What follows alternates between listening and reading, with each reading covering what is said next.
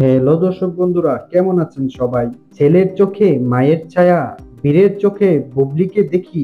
শাকিব খানের আবেগঘন স্বীকারোক্তিতে ছবিতে আলোড়ন। টলিউডের সুপারস্টার শাকিব খান আবারও শিরোনামে, তবে এবার কোনো সিনেমা নয়, নিজের ছেলে বীর ও প্রাক্তন সঙ্গী বুবলিকে নিয়ে দিলেন এক অসাধারণ আবেগ ভরা মন্তব্য।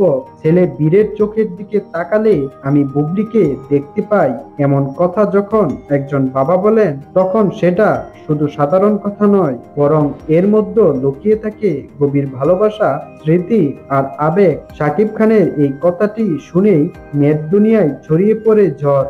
এই কি তবে অতীত সম্পর্কের প্রতি এরকম মধুর স্মরণ, নাকি এখনো হৃদয়ের কোণে রয়েছে বুবলির ছায়া?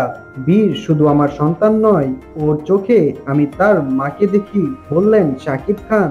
সন্তান বীরের জন্ম থেকেই নানা বিতর্ক জড়িয়েছিল সাকিব বুবলির সম্পর্ক নিয়ে, কিন্তু এই একটি মাত্র লাইনে সাকিব যেন বুঝিয়ে দিলেন, যা কিছুই হোক, বীরের মাধ্যমে তাদের এক অদৃশ্য বন্ধন আজও অটুট রয়েছে।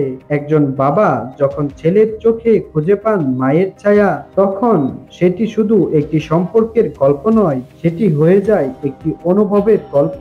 হয়তো সম্পর্ক বদলেছে, সময়ও এগিয়েছে, কিন্তু ভালোবাসা, সেই ছায়া এখনো রয়ে গেছে বীরের চোখে। তো দর্শক বন্ধুরা, এ বিষয়ে আপনার কি মনে হয়?